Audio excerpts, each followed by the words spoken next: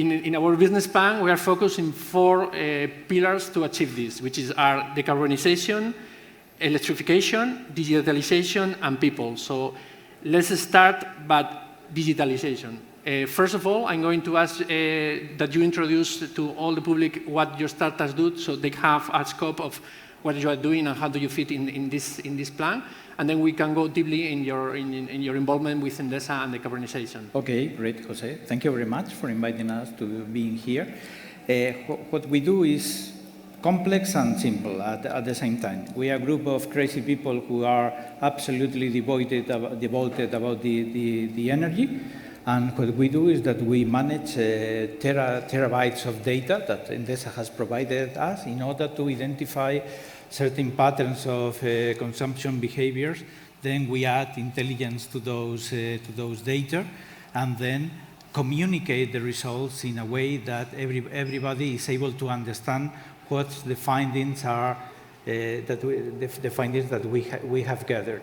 That means there's one thing that we say, that you really do not master something if you are not able to teach your grandma how does it work. So that's roughly what we do. Okay, thank you. Antonio, we have to do with your objectives. We would like to help Endesa to do this decarbonization. And of course, we have things in common with you also. Ingelectus is a company that started as a spin-off of the University of Seville, and especially the electrical department. So we see the grid as an opportunity to develop innovation solutions that help this energy transition. And of course, helping ourselves with the digitalizations, because all the data we have, it's all the information we have, like big data. We can use that to make applications that make the grid operate in an optimal way. No? Mm-hmm. So we are focused in the grid operation. Okay. So I have some special news from our wonderful friends at the technical department at the back. Ladies and gents, could you please welcome to our virtual stage the CEO of Ironis, Denise Cruz. Thank you. Round of applause for Denise, because he can hear us. Welcome, Denise. Great to see you. Disculpe. Gracias. Hey, guys. Hi, Denise. Well, as you can see, there are 3 very important panels of all the process of that the energy goes to the houses. Is the generation, which is represented by Dennis. I hope he can hear us and connect. We have the distribution, which is the grid, which takes the energy and is very important to have it very efficient, so there's no high losses. And at the end, how our customers perceive the energy. So. I don't know, Dennis, if you can hear us now? Yeah, okay, then go. First question, present your company and what do you do? Now you're on mute. You are on mute now. We could hear you before, and now we can't, but it seems you can hear us now. But there's no sound. No sound. What do we do? We keep going. Okay. So keep talking, and as soon as we hear you, we give you word. Okay. So let's hope he can use the panel. So at this point, now that everyone has a little bit of the global picture, could you tell us a little bit more? First question for the grid: how, in a matter that anyone can understand, how important is all this intelligent algorithms and everything you do in the grid to make it more efficient? Great. So first thing I would like to talk about is what we think digitalization of the grid is. We think there are several layers. The first layer that the distribution company has is the infrastructure. Then there's a second layer of digitalization. You introduce, for example, smart meters or sensors in the secondary substation. This is part of this digitalization, but it's not everything. Those sensors create data that all go to let's say, a big data lake. And that is the layer of information.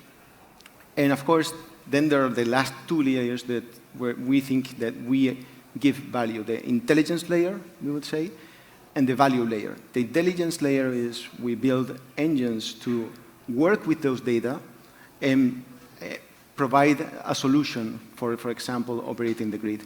And then the value is creating an application that actually is valuable for Endesa. Let's say, for example, we did with you an application that gave Endesa the localization of each client, where each feeder or each phase it was connected. So Endesa could have a great view of where the clients were and could apply solutions for example, electric interruptions or energy balance. So that was creating the real value that helped Endesa in that case.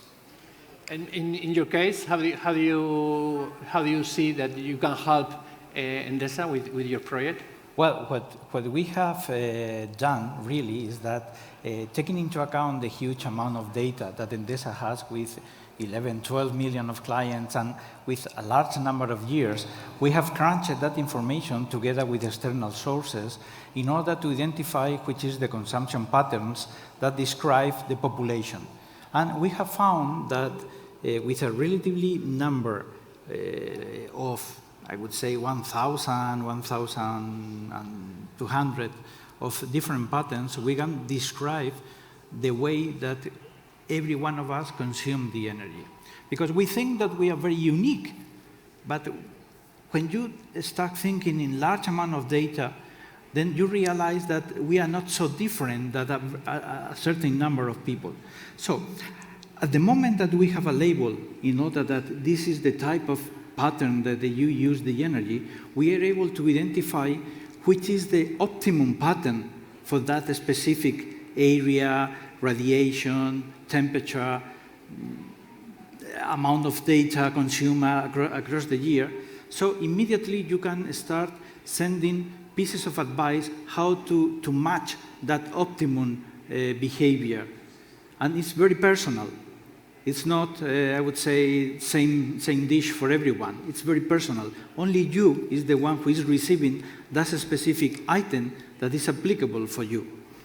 I think you pointed out something really important, because sometimes we feel that our customers are very ticky, but one important thing you do is make it simple. You pointed out a little bit at the beginning of your talk. Yeah. I think you could go a little bit more detail in this aspect, because I think we as a huge company, we have to provide our services to the people who are young, the people who are old, the people who are disabled. So yeah. At the end, I think a key point is that you make it simple for everyone. Yes, because it's very easy, or at least not so complex, to use all the digital channels in order to supply this type of information. But we do not use the digital channels only. We also I can talk. Good. I can talk. We can hear you. Good. Great. Okay, we finished. Finally. We finished this question, and I give you the word. Okay. Okay, thank you. So we use the analogical channels as well. So everyone in his invoice has this type of information about how efficiency is the client doing, which could do better in order to optimize the consumption. And we include a QR code in order that everybody easily gets from the printed invoice to the web and start interacting in a different situation. Okay. Okay. Dennis, two questions then. First, explain briefly what your company does, how it helps to the energy transition, and then second question, explain deeply how are you working with Endesa, and a little bit more about your project and importance for the energy transition. Okay, yeah. So yes, my name is Ironis. I'm co-founder of Ironis. We basically bring preventive blade maintenance of the wind turbines with using our robotic services. Wind turbines, as we know, are becoming bigger. The efficiency, the turbine blades, every 10% in length of the blade gives them 20% in efficiency, so the turbines are becoming bigger and bigger. But they're also becoming, the bigger they're becoming, the bigger the problems. A lot of damages caused by the lightning. Leading edge erosion is reducing the efficiency of the turbines significantly. They twist, they bend, they crack. And so the bigger the turbines, the longer it takes the maintenance. The downtime of the turbine and when the maintenance can be done is basically a risky job. It's done by rope technicians. So we're the first company in the world bringing robots actually to be able to do the maintenance and repairs and inspections of the blades approximately 6 times faster without risking human lives in a lot higher wind speeds. We gather a lot more data. We do ultrasound inspections, visual inspections from outside, from inside, lightning protection system tests, and etc. So it's again, we are gathering a lot more data than it was available before. And that helps basically to turn the industry from corrective to preventive maintenance, and therefore generate a lot more energy. Okay, thank you. So now I would like to get to the point of the importance of the startups, because sometimes we feel that open innovation is only about big companies, which I don't believe in that.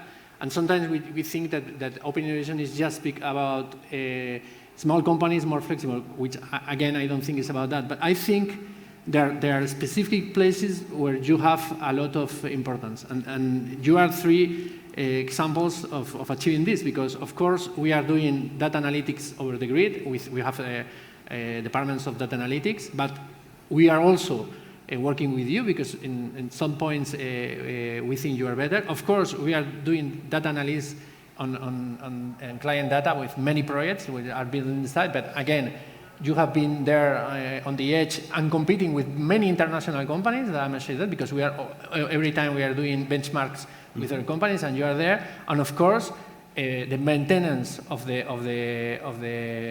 windmills is so important for us because it's an asset which is very expensive, that you are being the best of the class, and that's why you are there. So these are success productive projects that we are talking about. That these are not pilots; these are projects. So I would like that from your view, this is my view. From your view, every one of you gives your opinion of what is the role of the startups in the energy transition from your perspective of your business, but also a little bit more general. So, yeah, we can go in this order. Okay, I think startups have a very important role. I think startups companies normally are cutting-edge technologies, very flexible. But I think that startups need the collaboration of big companies. For us to test our solutions in a small lab or a small sandbox, it's not. We need a big corporation to test and to give value all the things we have developed. And I think also in the energy transition, there's another third party that is very important, which is also university and basic research, you know? Yeah. Because we startups and big companies are very focused on real applications and always thinking towards that, but for a real energy transitions, we need that basic research that provide us new solutions that could be applied. No? Yeah. So I think that is the third I part. completely agree. And that's very important because I feel sometimes that technical centers are a bit frustrated not being able to give this step to get productive. And I think that your role, and your case, you are working with you didn't say it, with the university, Yes. With very tight projects. I think this is very important to help them to do the thing they don't know, is to make it commercial. And from your point of view? Well, I think that's a marvelous symbiosis, the possibility to work together, a startup and a large company.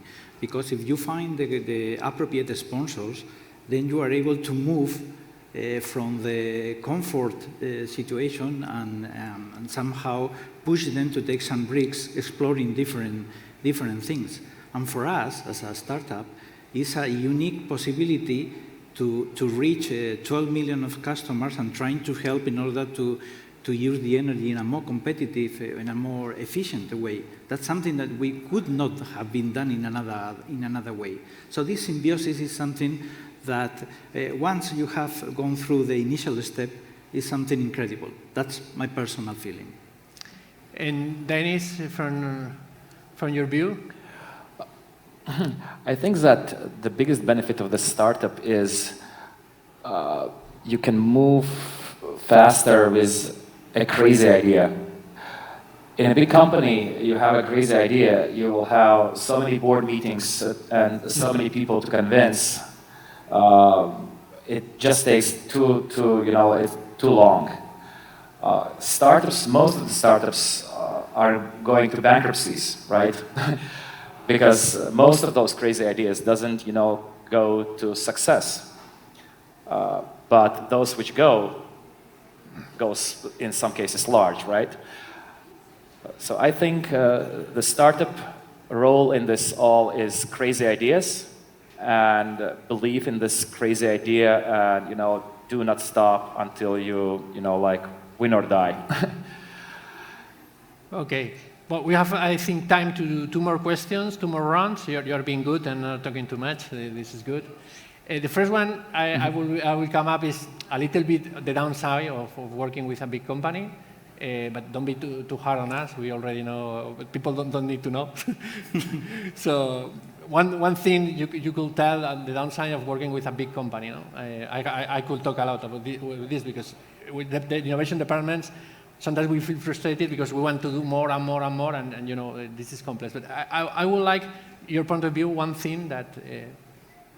Yes. Well, I think Dennis has the key there. Sometimes. Big companies are a little bit slow to adapt to new proposals or crazy ideas. Sometimes it's a little bit slow. But on the other hand, it's normal. You are looking for profit, you're looking for results also, and want to make sure the solution that you are applying is the proper solution. So I would say yes, that Danish was on the key there. I think that the Danish has pointed perfectly well, because in my opinion, when Einstein thought about the relativity theory in terms of time, they were thinking in utilities, because time is relative different from the utilities and to the startups. So that's. But after that, after you are dealing with a large company, you have to be prepared for that. But after you go over that barrier, everything is absolutely different. Yeah. And it's worthwhile to be for that. Many people ask me, why do you think it's worth all the efforts? Because there are many startups that fail in the process. You're the success examples. I think is that point, because the impact that you can make is huge. And once it's proven in one country and other countries, and you know this because right now we are studying getting your solution to many other countries. That's right. The capacity to put it in all the world. So I mean that's a huge acceleration path. No? That's right. And you have a point. My first idea was like why the startups should work with big companies, because many of our ideas work only on scale. If you need to build a robot and like repair for one customer 1 turbine, probably it's actually better to do that with one guy, right? Who is hanging in ropes and he will do that. But when we are talking about, for example, lightning protection system tests, only the scale tests on large numbers can actually prove you some statistics, etc., and prove that basically that the idea is scalable and actually like economically right. Okay. Well, and my last question for the entrepreneurs. Tomorrow we have organized, I think that I'm very happy with it, which is Endesa Startup Lovers. So these people who want to make their business, they don't know how, this very early. One word to them, you could give how do you started your idea, or how do you think they should start? And all the people who are listening, I recommend you to try to get into this event, because I think it's going to be very preferable to get new meetings, people who want to start. So what advice would you give to them?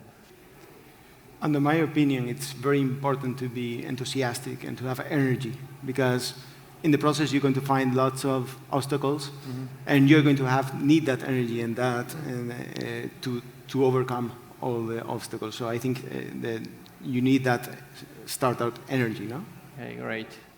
No, I think that I started saying that we were a lot of crazy people who love the energy. So this is something absolutely relevant, and you have to be resilient in terms that well, there are very ups and downs in the process, until you finally get through with a new idea that finally fits into the strategic plan of a utility, or you have with you touch the appropriate sponsor.